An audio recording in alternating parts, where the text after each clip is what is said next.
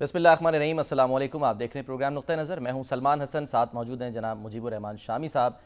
Bench تبدیل ہوا اور فیصلہ بھی تبدیل ہو گیا۔ بڑی دلچسپ صورتحال ہے۔ آج بڑا اہم فیصلہ آیا 63A آئین کا آرٹیکل ہے، اس کی تشریح سے متعلق، یعنی ماضی میں کہا جا رہا تھا کہ بادی النظر میں اس کی تشریح غلط کی گئی تھی اور آج جو ہے وہ درست انداز میں کر دی گئی ہے۔ یہ اہم کیوں ہے معاملہ اور اس کے آنے والے دنوں میں اثرات کیا ہو سکتے ہیں اور کیا آئینی ترامیم کی راہ اس سے ہموار ہو گئی ہے؟ اس تمام تر صورتحال پر جو ہے وہ ہم بات کریں گے۔ شامی صاحب، تفصیلی فیصلہ تو بعد میں آئے گا، لیکن آج کچھ دلچسپ ریمارکس بھی سامنے آئے ہیں۔ لیکن آپ نے اسی پروگرام میں غالباً 2 روز پہلے کہا تھا کہ آپ کو لگ رہا ہے کہ یہ معاملہ واپس بحالی کی طرف چلا جائے گا، یعنی جو پہلے تشریح تھی۔ آپ کو کیوں ایسا لگ رہا تھا؟ کیا بینچ کی تبدیلی کی وجہ سے یا جو غلط تشریح کی گئی تھی اس کی وجہ سے؟ دیکھیے، اگر آپ دستور کے الفاظ پڑھیں، جو 63 ہے اس کو پڑھ لیں، سرسری طور پہ پڑھ لیں۔ صحیح، یہ میرے پاس ہے ویسے۔ اس میں اس کے جو الفاظ ہیں وہ اس فیصلے سے مطابقت نہیں رکھتے۔ صحیح، یعنی جو فیصلہ کیا گیا تھا ہمارے 3 فاضل ججوں نے کہ اگر کوئی رکن اسمبلی اپنے پارٹی کی لیڈرشپ کی ہدایت کے خلاف ووٹ دے گا تو وہ ووٹ کاؤنٹ نہیں کیا جائے گا۔ صحیح، اور اس کے بعد وہ پھر ڈی سیٹ ہونے کا معاملہ تو بعد کا آ گیا۔ اس سے پھر دستور میں ایک گنجائش رکھی گئی ہے تحریک عدم اعتماد کی۔ ٹھیک، اگر وزیر اعظم سے پارٹی کے ارکان ان کے غیر مطمئن ہو جائیں یا وزیر اعلیٰ سے یا وزیر اعلیٰ سے، تو پھر وہ اپنی پارٹی نشست چھوڑنے کا رسک لے کر اس کے خلاف ووٹ دے سکتے ہیں۔ ٹھیک ہے، ووٹ دیں گے، شمار ہوگا، مگر قیمت یہ ادا کرنی پڑے گی کہ آپ ڈسکوالیفائی ہو جائیں گے ڈی سیٹ ہو جائے گا۔ ایک پروسیس کے بعد۔ ٹھیک ہے، اب یہاں یہ کہہ دیا گیا 3 جج صاحبان جو تھے کہ وہ ووٹ کاؤنٹ ہی نہیں ہوگا۔ اب دیکھیے، بات یہ ہے کہ ہمیں دستور کی جو تشریح کرنی ہوتی ہے نا، وہ اپنے تصورات کے مطابق یا کوئی اعلیٰ اخلاقی نظریات کے مطابق نہیں کرنی ہوتی۔ قانون اور آئین کے مطابق۔ نہیں، آئین جو ہے اس کے الفاظ کے مطابق تشریح کریں گے۔ صحیح ہے، اپنی مرضی سے تو اس میں الفاظ نہیں ڈال سکتے۔ جو کیا گیا آئین نے جو ایک پروسیس دیا ہے اس معاملے میں، اس کو ایک وائلیٹ کیا گیا۔ اس وقت سے، جب سے وہ فیصلہ آیا تھا، اس وقت سے یہ بات کہی جا رہی تھی کہ یہ آئین کی روح کے اور سکیم کے خلاف ہے اور ری رائٹ کرنے کے مترادف بس۔ ہے۔ اب اس کے بعد یہ اگر بندیال صاحب پر لازم تھا کہ ایک مقررہ وقت میں اس پہ نظر ثانی کی درخواست سن لیتے، انہوں نے نہیں سنی اور اس کو معلق چھوڑ دیا۔ اور اب قاضی فائز عیسیٰ صاحب جو ہیں، ان کی قیادت میں 5 رکنی بینچ نے اس فیصلے کو ریورس کر دیا ہے۔ اور اس وقت میں یہ 3-2 کا فیصلہ تھا نا، جی ہاں، یعنی 2 جج کہہ رہے تھے کہ یہ جو آرٹیکل 63A ہے یہ واضح ہے، اس کے لیے کسی انٹرپریٹیشن کی ضرورت نہیں ہے، اور 3 جج کہہ رہے تھے نہیں۔ تو اب اگر ایک بھی جج ادھر ہو جاتا تو فیصلہ مختلف ہو جاتا۔ بالکل۔ تو اب وہ 3 جج جو ہیں ان میں سے 2 تو ریٹائر ہو چکے، اور ایک جو ہیں منیب اختر صاحب، جی ہاں، انہوں نے مناسب نہیں سمجھا کہ وہ بینچ پہ بیٹھے، ٹھیک ہے، ان کی ریپلیسمنٹ آ گئی اور ان کی جگہ دوسرے صاحب مقرر ہوئے۔ 5 رکنی بینچ جو ہے اس نے اب یہ معاملہ سنا اور اب وہ تشریح ختم کر دی ہے۔ اب اصل میں جو یہاں مسئلہ پیدا ہو رہا ہے، عام طور پر یہ بات کہی جا رہی ہے کہ اگر کوئی آئینی ترمیم پیش ہوئی تو اس میں جو پی ٹی آئی کے منحرف ارکان ہیں، جو مختلف اطلاعات کے مطابق ان کی تعداد مختلف ہے، لیکن ایسے ارکان موجود ہیں جو اپنی پارٹی سے متفق نہیں ہیں یا بیزار ہیں، تو وہ اس کے حق میں ووٹ دے سکتے ہیں۔ آئینی ترامیم ان کا ووٹ گنا جائے گا۔ صحیح، اس کے بعد جو ان کے ساتھ ہوگی وہ ہوگی۔ تو اس پس منظر میں اب پی ٹی آئی بھی वावेला कर रही है और उसके जो हामी हलीफ नासर है, मगर मैं समझता हूँ कि इससे कतई नज़र कि इसको कैसे इसका नतीजा क्या निकलेगा, क्या कौन सा रुकन इसका इस्तेमाल करेगा, कौन सा नहीं करेगा, हमें हकीकत की बुनियाद पर मामलात का जायज़ा लेना चाहिए। और दस्तूर की जो ये मिस इंटरप्रिटेशन थी वो ख़त्म हो गई है। अब काजी साहब फायज़ साहब बड़े दबाव में उन्होंने ये समाअत की है, वकाला भी उनसे उलझते रहे, एहतजाज भी करते रहे, अंदर बदतमीजी भी करते रहे। अब सुप्रीम कोर्ट बार जो है उसने दरख्वास्त दायर कर रखी थी नज़रसानी की, तो बहरहाल मगर वो सुप्रीम कोर्ट बार ने तो अपनी दरख्वास्त वापस नहीं ली। तो अब जो भी हो देखेंगे, जो भी होगा उसका नतीजा क्या निकलेगा उस पर गौर कर लेंगे। और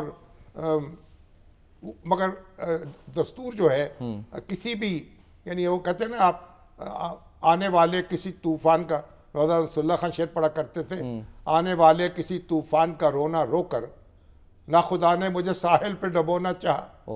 उनका वहां जाके तूफान में क्यों डूबना है, मैं यहीं डुबो देता हूँ।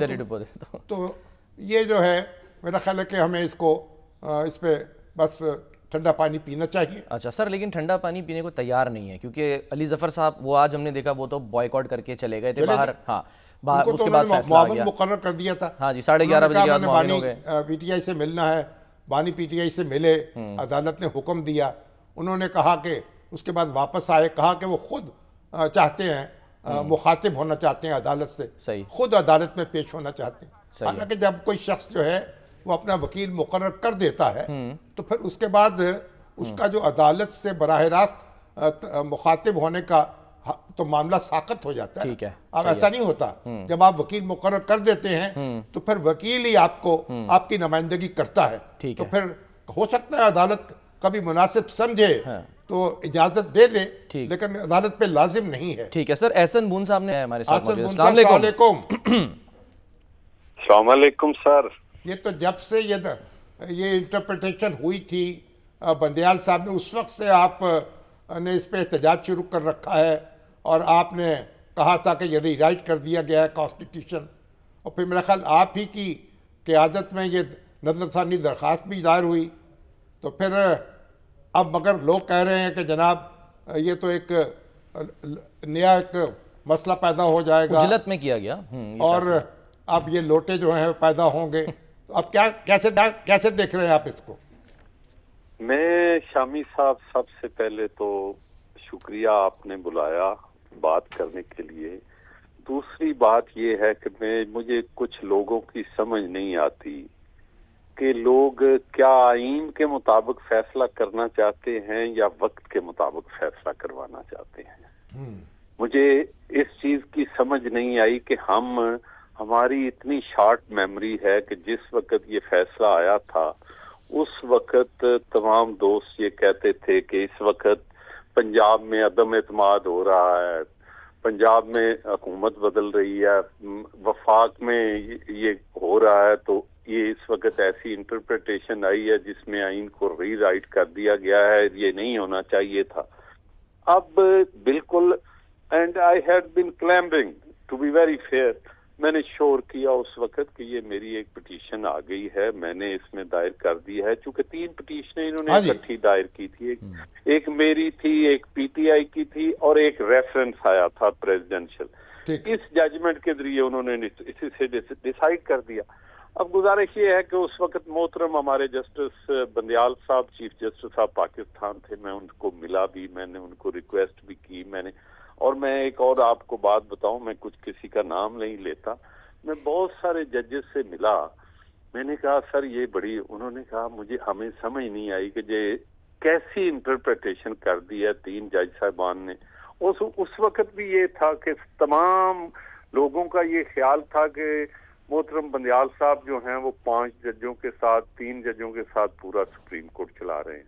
उसमें 2 जज साहबान जो जस्टिस जमाल मंदोखेल साहब हैं और जनाब जस्टिस मियां खेल जो हैं, ये दोनों उस बेंच का हिस्सा थे। जस्टिस मुनीब अख्तर आखर जज थे, اس کے علاوہ 2 جج صاحبان تھے، جناب جسٹس بندیال صاحب اور جناب اعجاز الحسن۔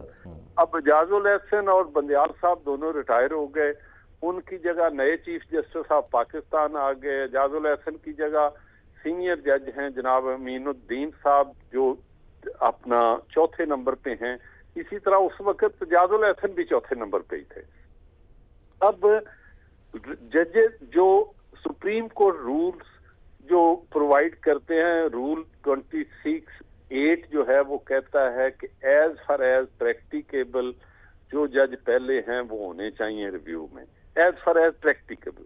اب یہ ہے کہ آپ کے سامنے کورٹ میں چیف جسٹس آف پاکستان نے کہا کہ میرا خواہش تھی کہ جسٹس منصور علی شاہ بیٹھتے، وہ نہیں بیٹھے، میرا خواہش تھی کہ جناب جسٹس منیب اختر صاحب بیٹھتے، وہ نہیں بیٹھے۔ اب اس کے بعد میں تو جسٹس بندیال صاحب کے وقت بھی اور قاضی صاحب کی اپوائنٹمنٹ کے فوراً بعد بھی یہ کہتا رہا ہوں کہ یہ ہماری پڑی ہوئی ہے، اتنی دیر سے پڑی ہوئی ہے، یہ کر دیں۔ اب یہ درخواست تو سن لی گئی، فیصلہ بھی آ گیا، آپ کی بات بھی مان لی گئی، اب 26ویں آئینی ترمیم جو ہے کیا اس کا راستہ کشادہ ہو گیا؟ اس سے میں نہیں سمجھتا، اگر ہو بھی گیا ہے تو یہ بہت ہی اچھی بات ہے، اس لیے کہ میں تو ہمیشہ یہ کہتا ہوں آپ میری طرف سے شامی صاحب جسٹس منصور علی شاہ صاحب کو آئینی عدالت کا سربراہ لگا دیں، آپ جسٹس منیب اختر کو لگا دیں، آپ جسٹس یحییٰ آفریدی کو لگا دیں، آپ امین الدین کو لگا دیں، آپ قاضی فائزی صاحب کو لگا لیں، مجھے یہ بتائیں کہ ان سارے لوگوں نے گھر نہیں جانا یا ادھر ہی بیٹھے رہنا ہے؟ اب بات یہ ہے کہ عام لیٹیگینٹ پبلک آپ کے سامنے کی بات ہے شامی صاحب، 15 سال 20 سال سے پریلیمنری ہیئرنگ میں کیس نہیں لگتے۔ اگر یہ اشرافیہ کے آپ کانسٹیٹیوشنل کورٹ کے حق میں ہیں؟ میں بالکل حق میں ہوں، اس لیے کہ یہ لوگوں کو پتا چلے گا جب وہ دیکھیں وکیل نے ادھر بھی پیش ہونا ہے، وکیل نے ادھر بھی پیش ہونا ہے، صرف اتنا یہ ہے کہ عام لیٹیگینٹ کا فیصلہ جو ہے، اب ہم ہر جگہ تھانے داری کیوں ہاتھ میں رکھنا چاہتے ہیں، سوٹی کیوں ہاتھ میں رکھنا چاہتے ہیں؟ سوٹی میرے ہاتھ میں ہونی چاہیے، فیصلہ اسی نے بھی کرنا ہے، اس نے بھی۔ میں لاجیکل بات کر رہا ہوں، میں کوئی کسی پولیٹیکل پارٹی کی بات نہیں کر رہا، مگر آپ وہاں بھی تو یہی جج جانے ہیں۔ مگر یہ بتائیں مجھے کہ اس کی تفصیلات جو ہیں وہ کچھ طے کر لی ہیں، آپ نے اس پہ غور کیا ہے؟ میں نے جو ان کی ہمارے پاس پاکستان بار کونسل میں یا باقی پرپوزلز آئیں، اس میں ہماری پاکستان بار کونسل کے وائس چیئرمین جناب فاروق ایچ نائک، جناب ریاضت علی ساہڑ ہیں ہمارے چیئرمین ایگزیکٹو کمیٹی، اور پوری ایگزیکٹو کمیٹی نے اس پہ ڈیلیبریٹ کیا پرپوزلز پہ۔ ان پرپوزلز میں جو آئینی امینڈمنٹ کی پہلے ہو رہی ہیں، ان میں سے کچھ ہم نے دیکھا کہ انہوں نے پہلے لکھا ہوا ہے صدر اور جو اپنا پرائم منسٹر ہے وہ اس کو اپوائنٹ کرے، جو پہلے 5 جج ہیں، اس کو ہم نے اپوز کیا ہے۔ ہم کہتے ہیں جس طرح نیب کے 4 جج ہیں، اپنا جو 4 اپوزیشن کے، 4 گورنمنٹ کے، اور ایک آپ پوری بار کونسل کا نامینی جو ہے اس میں شامل کر کے ججز جو ہے اپوائنٹ کرے پہلی دفعہ، اس کے بعد جیسے کمیشن پہلے کرتا رہا ہے وہی کمیشن فائل اپوائنٹمنٹ کرے۔ اب گزارش یہ ہے کہ وہ جیسے آپ ہمیشہ شعر بولتے ہیں نا، طرز کہن پہ اڑنا، آئینے نو سے ڈرنا، منزل یہی کٹھن ہے قوموں کی زندگی۔ اب دیکھتے ہیں کہ آئین نو کیسا ہے، طرز کہن تو ہمارے سامنے ہے، آئین نو کی تفصیل ہمیں معلوم نہیں ہے۔ اب انشاءاللہ میں شامی صاحب ایک آخری بات کرنا چاہوں گا، مجھے یہ بتائیے گا، آخری، کیا ہم 200 سال لکھا کے آئے ہیں کہ ہم نے یہاں رہنا ہے؟ جناب افتخار چودھری صاحب کہتے تھے کہ میں نے زندگی دنیا بدل دوں گا، وہ 8 سال رہ کے چلے گئے، کیا ہو گیا؟ آج کہاں پہ ہیں؟ قاضی صاحب ہیں، یہ بھی چلے جائیں گے، کیا ہو جائے گا؟ آج جو ہیں یہ کل نہیں ہوں گے، جو کل ہیں وہ نہیں آگے ہوں گے، جو کل تھے وہ آج نہیں ہیں۔ بات یہ ہے کہ آپ خدا را اگر کوئی اچھی بات ہو رہی ہے تو صرف میں ہوں تو نظام ہے، یہ اس کو چھوڑ دیں۔ ٹھیک ہے، چلے صحیح ہے، بہت بہت شکریہ۔ احسن مون صاحب ہاں جی پر سوچیں، آئین ایک مستقل دستاویز ہے، اس میں جو تبدیلی ہو وہ سوچ سمجھ کر ہو، غور کر کے ہو، اور اندھا دھند تبدیلی نہیں ہونی چاہیے۔ لیکن یہ نہیں ہے کہ ہم تبدیلی نہیں ہونے دیں گے، یہ بھی کوئی اچھی بات نہیں ہے۔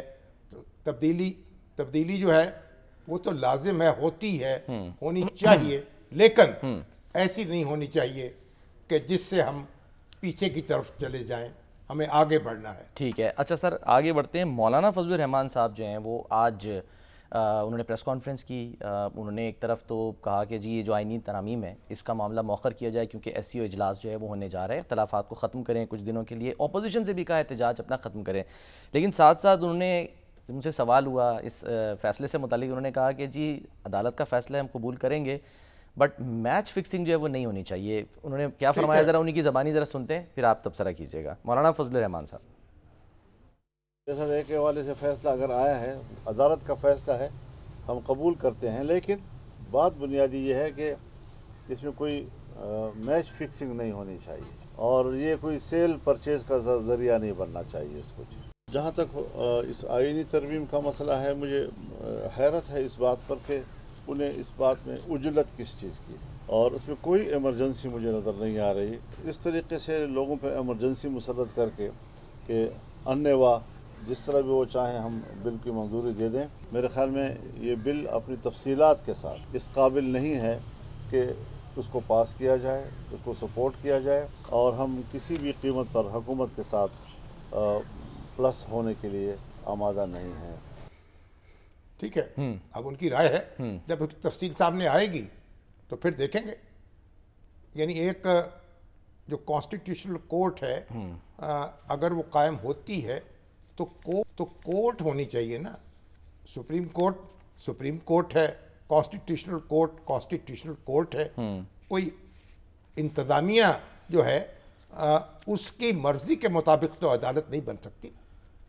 تو بہرحال مولانا جو ہیں ان کے اپنے تحفظات ہیں، اور محسن نقوی صاحب جو ہیں ان کی اپنی توقعات ہیں، اور پھر یہ ہمارے جو عرفان صدیقی صاحب ہیں ان کی اپنی خواہشات ہیں۔ یہ ملے حالیہ دنوں میں کہ مولانا کے پاس سے تو جو ہو کے آتا ہے کچھ مطمئن دکھائی دیتا ہے، کچھ مسکراتا ہے، کوئی ادھر ادھر دیکھتا ہے اور پھر آنکھ کا اشارہ کرتا ہے۔ اب دیکھتے کہ الٹیمیٹلی بات کہاں جا کے رکتی ہے، مولانا کس کے ساتھ کیا کرتے ہیں اور کوئی مولانا کے ساتھ کیا کرتا ہے۔ ہاں مولانا صاحب، شامی صاحب آپ نے ظاہر خود بھی کہا تھا کہ کہیں نہ کہیں آئینی ترامیم نہیں تو آئینی عدالت پر تو مولانا صاحب جو ہیں وہ ٹھیک ہے۔ آپ دیکھیں نا جی، عدالت ہے نا، آئینی عدالت، تو عدالت تو پھر قائم رہنی چاہیے نا، عدالت کا تحکم تو قائم رہنا چاہیے۔ اب جب اس کو تفصیل اس کی سامنے آئے گی پھر دیکھیں گے۔ اچھا کچھ لوگوں نے بیچ میں یہ بھی کہا، سوال بھی ہوا اور ایون نون لیگ سے بھی ہوا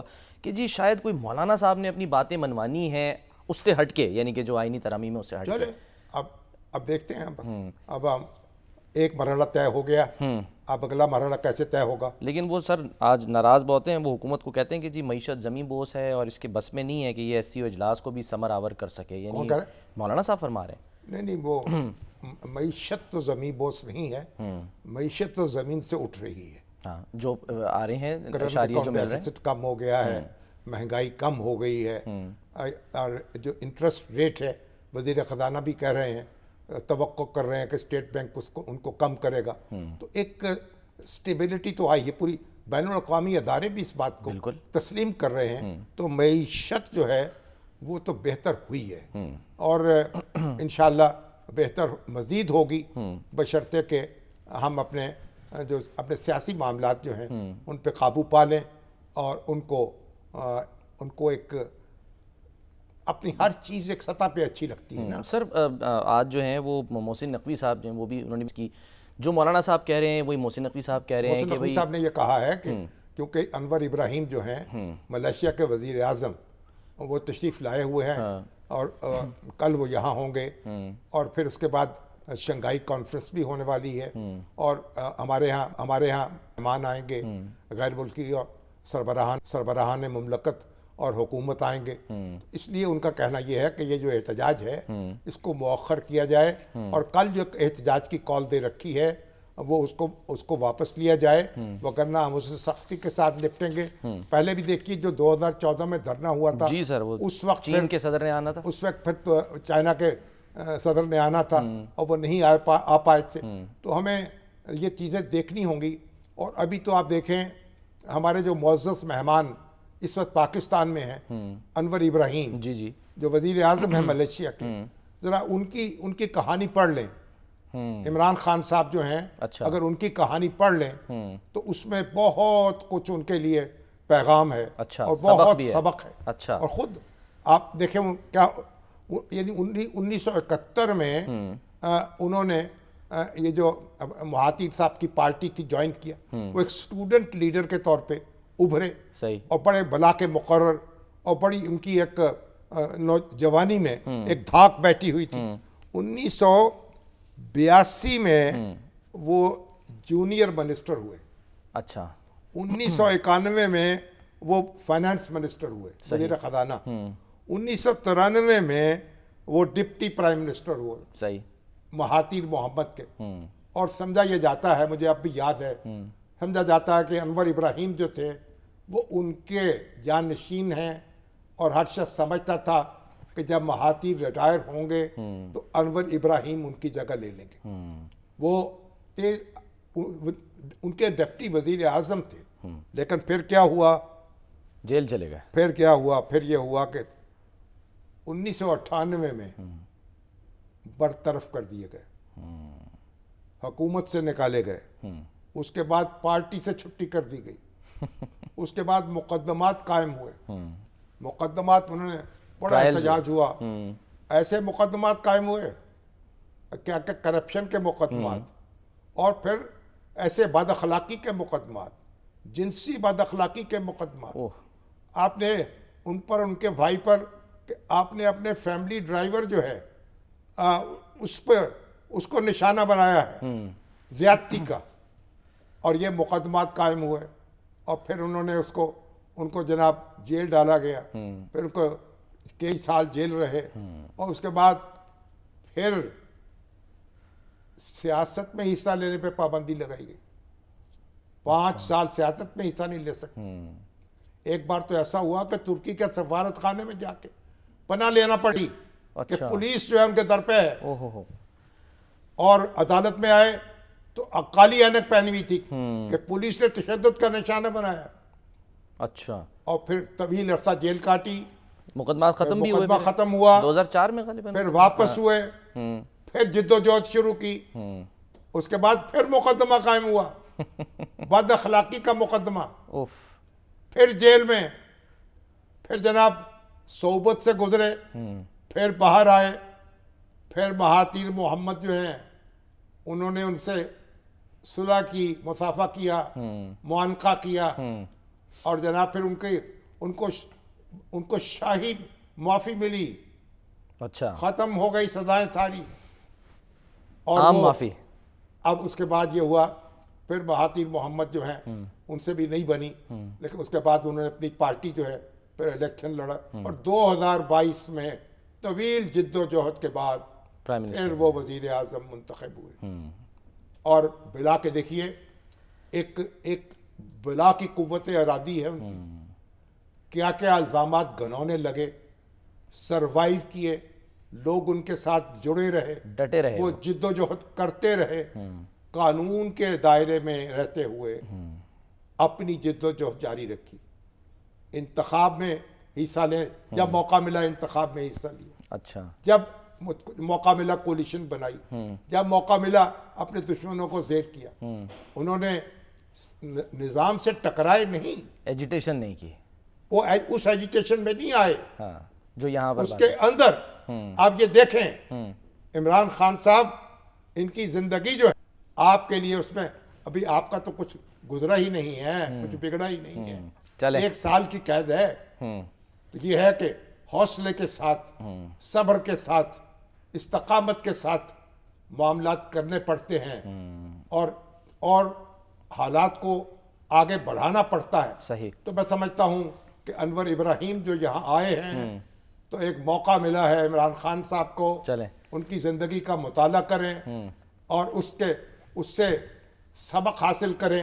और इससे वैसे भी आप हमारी अपनी ज़िंदगी भी देख लें, खुद नवाज शरीफ साहब सही, मैंने एक सर एक ब्रेक लेनी है। नवाज शरीफ साहब जो हैं वो भी कितने ज़ेरो बम से गुजरे, बिल्कुल, और कैसे मुकाबला किया। सर एक ब्रेक मोहतरमा बेनज़ीर भुट्टो जो हैं वो कैसे सिस्टम के अंदर रहते हुए मुकाबला किया। ठीक है, सिस्टम से लड़े नहीं। लेकिन सर ब्रेक के बाद बताएंगे कि फैसल वावडा साहब कह रहे हैं कि पानी पीटीआई को लाशें चाहिए, वो क्यों कह रहे हैं, ब्रेक के बाद बात करते हैं।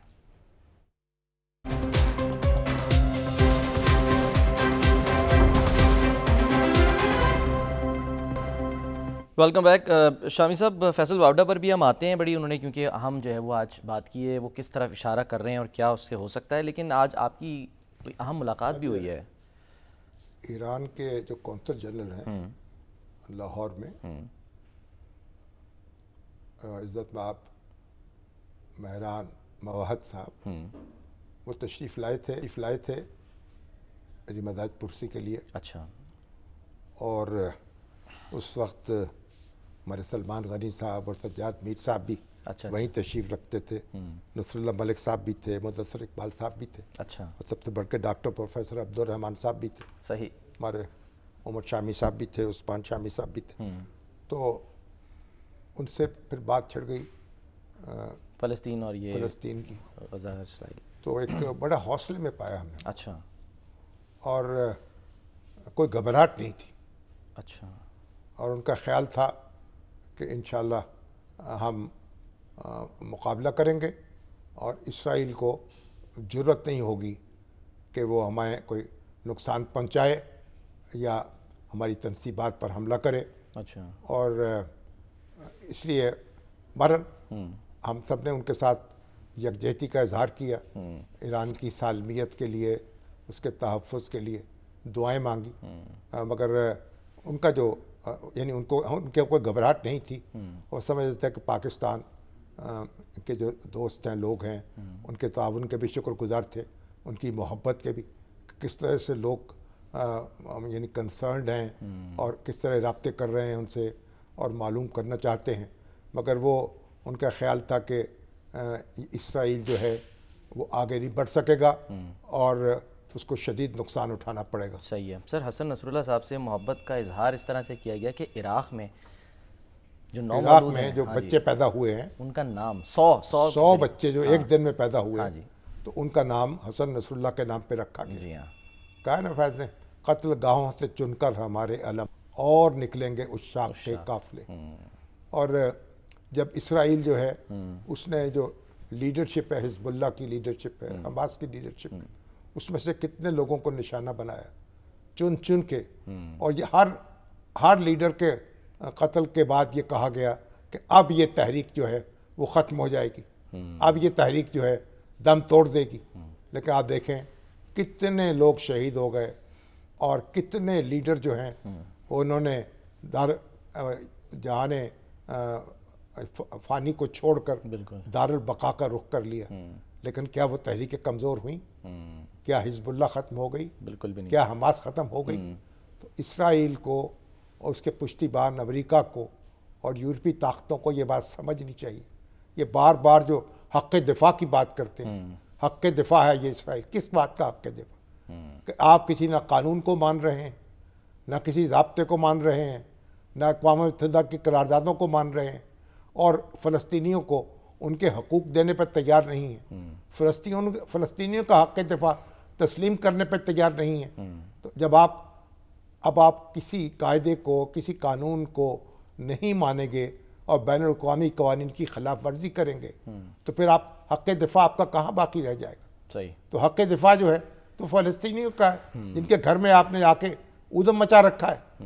तो ये बहरहाल अब हमारी दुआ है अल्लाह से कि कोई रास्ता निकाले और अज़्म के साथ और हौसले के साथ मुसलमान जो हैं वो जुड़ जाएं अपने भाइयों के साथ और उनकी ताकत बन जाएं। बिल्कुल। और जालिम का हाथ जो है उसको रोकने में कामयाब। बेशक सर, हक़ एहतजाज की ज़रा बात कर लेते हैं, क्योंकि हम यही देख रहे हैं कि मोहसिन नकवी साहब, जैसे हमने जिक्र किया ब्रेक से पहले, कि वो अपील कर रहे हैं, एक तरह से कह रहे हैं पीटीआई को कि भाई आप तो कहा है ना कि भाई आप इसमें कोई ऐसी الجھن کی بات ہونی نہیں چاہیے. گنڈاپور صاحب کی بھی انہوں نے تعریف کی. ہم سب پاکستانی ہیں اور پاکستان سے محبت کرتے ہیں, پاکستان کا مفاد ہم سب کو عزیز ہے. بے شک سر, لیکن بات یہ ہے کہ اب یہ جو وقتی سیاست ہے نا, اس میں کیا ہوگا, میکسیمم آپ تھوڑی بہت نعرے بازی کر لیں گے, دھما چوکڑی میں چال لیں گے, کوئی ایسا ایک بدتمیزی جو ہے وہ برپا کر لیں گے. چھوٹا موٹا اس کا طوفان تو کیا برپا کرنا ہے, چھوٹی سی ایسی کوئی طوفانی ٹائپ ہو جائے گی چھوٹی سی. وہ تو سر کچھ اور ہی کہہ رہے ہیں, وہ تو سازش کی بات کر رہے ہیں. سنیں ذرا فیصل وابڈہ صاحب جو ہیں کیا فرما رہے ہیں.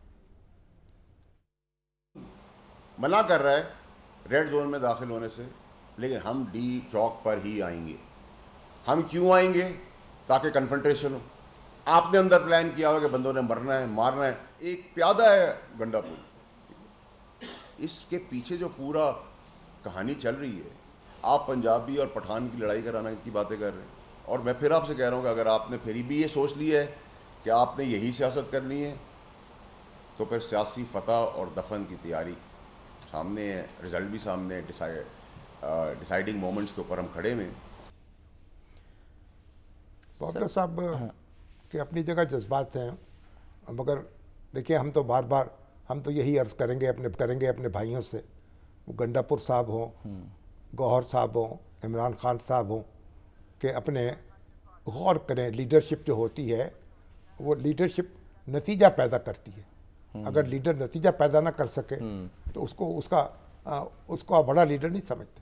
اچھا, جو لیڈروں نے جنہوں نے نتیجے پیدا کیے ہیں, تحریکیں چلائی ہیں, مقاصد حاصل کیے ہیں, تو یہ جو ایک وقتی ابال ہوتا ہے کہ ہم یہ ایک دن احتجاج نہیں ہوگا تو کیا ہو جائے گا, کچھ نہیں ہوگا. تو صبر سے, حوصلے سے, استقامت سے کام کریں اور پاکستان کا جو مفاد ہے وہ اس کو عزیز رکھیں. آج سر جو پریس کانفرنس کی اس میں علی رضوی صاحب بھی موجود تھے, تو وہ یہی بتا رہے تھے کہ کچھ لوگوں کو پکڑا ہے جن کے پاس ڈنڈے وکیلوں لگے سارے, یعنی پلاننگ جو ہے نا وہ یہ تھی کہ کسی بھی نہ کسی طرح سے انریسٹ ہو, اور وہ بھی ایسے موقع پہ کہ جب یہ انٹرنیشنل کانفرنس ہو رہی ہے. دیکھیں پولیس اپنی باتیں کرتی رہتی ہے, پولیس کا اپنا ورژن ہوتا ہے, جو پولیس کا نشانہ بنتے ہیں وہ اپنی ورژن کی بات کرتے ہیں. تو ہم تو اس بکھیڑے میں پڑھتے نہیں ہیں کہ پولیس کیا کہہ رہی ہے, اس کا نشانہ بننے والے کیا کہہ رہے ہیں. ہم تو ایک اصولی بات کر رہے ہیں. اور ہمارے خاص صاحب جو ہیں, جو ہمیں بڑے عزیز ہیں, بڑا ایک تعلق ہے ان سے, اور اندر ہیں, جیل میں ہیں, وہ دل دکھتا ہے. اللہ تعالیٰ ان کی مشکلات آسان کرے. اور لیکن یہ ہے کہ ہم سب کو یہ, آپ دیکھیں ہم ملائیشیا جو ہے, دیکھا آپ نے کیا حشر ہے وہاں, کس طرح انور ابراہیم کے ساتھ کیا سلوک ہوا, کس طرح کتنی جیلیں برداشت کرنی, کیسے بیہودہ مقدمات کا سامنا کرنا پڑا, اور کس طریقے سے پھر وہ ابھر کے سامنے آئے ہیں. تو یہ سیاست ہے. پاکستان جو ہے, مجھے تو ملائیشیا کے حالات پڑھ کر پاکستان کے بارے میں کچھ بڑا مطمئن ہو گیا. کبھی تو ہم بہت آگے ہیں یا پیچھے ہیں اس معاملے میں پیچھے ہیں. تو بات یہ ہے کہ یہ زیر و بم ہمارے کاش ایسا نہ ہوتا, اور کاش ہم اپنے معاملات جو ہیں وہ ایک ڈگر پہ اور ایک پٹری پہ رکھنے میں کامیاب ہو جاتے. کاش ہم ایک دوسرے کو تسلیم کر لیتے, ایک دوسرے کے ساتھ بیٹھتے, سیاستدان جو ہیں ایک دوسرے کی طاقت بنتے, ایک دوسرے کا ہاتھ پکڑتے, ایک دوسرے کے لیے راستہ بناتے. کیا ہے اقتدار, کیا ہے آنی جانی چیز ہے. کہاں ہے بڑے بڑے نامی گرامی, ہم نے ایوب خان کو دیکھا, ہم نے یحییٰ خان کو دیکھا, ہم نے جنرل ضیاء الحق کو دیکھا, ذوالفقار علی بھٹو کو دیکھا, کہاں ہے آج؟ تو یہ قومیں جو ہوتی ہیں اور ملک جو ہوتے ہیں ان کا وہ قائم رہنے کے لیے ہوتے ہیں. تو انسان جو ہیں وہ تو فانی ہیں. سر لیڈر آپ نے جیسے بھی کہا, آخری بس منٹ ہے ہمارا, کہ معاملہ فہمی بھی تو ہوتی ہے نا لیڈر میں. اب ہم نے جلسہ ملتوی کرنے کے لیے دیکھا کہ ان سے خاص رابطہ ہوا, اسٹیبلشمنٹ سے کہہ لیں جو بھی ہے, لیکن اس دفعہ سر مختلف کیوں ہے؟ کیا وہ چینل بالکل یعنی بند, یا بانی پیٹیا سننے کے لیے بالکل تیار نہیں ہے؟ ہم تو اپنے چینل پر بیٹھے ہوئے ہیں, دوسرے چینلز کو کیا کریں, کیونکہ وہ چینل پہ آ کے اپیل کر رہے ہیں محسن نقوی صاحب. لیکن بہت کچھ جو ہے وہ برداشت کرنا پڑتا ہے, پتھر رکھنا پڑتا ہے سینے پہ بعض اوقات, اور راستہ بنانا پڑتا ہے. اور یہ جو سیاست ہے نا, یہ جذبات کا کھیل نہیں ہے, یہ اس سے کچھ مختلف چیز ہے. 7 اکتوبر سر آنے والی ہے لاسٹ ورڈ، کیونکہ آج وہ ملک کل ہم نے گاندھی جی کا یوم پیدائش بھی تھا اور عالمی یوم عدم تشدد 155 سال پہلے پیدا ہوئے تھے، جی ہاں، اور پوری دنیا میں جی سر اقوام متحدہ نے یوم عدم تشدد کے نام سے ان کا دن منایا۔ گاندھی جی کا فلسفہ کیا تھا؟ عدم تشدد کا، بالکل، اپنے اوپر سختی برداشت کرو مگر ہتھیار نہیں اٹھانا، صحیح ہے، گولی نہیں کٹھانی، بندوق نہیں اٹھانی، ٹھیک، گولی نہیں چلانی، اور اپنا پر عزم رہنا ہے، پر امن طریقے سے دنیا کو تبدیل کرنا ہے، اپنے مقاصد کو حاصل کرنا ہے۔ سو کر کے دکھایا، اگر وہ تشدد کا راستہ اپنا لیتے تو اسی میں خرچ ہو جاتے۔ سر میں نے ایک بریک لینی ہے، بریک لیتے ہیں، بریک کے بعد واپس آتے ہیں۔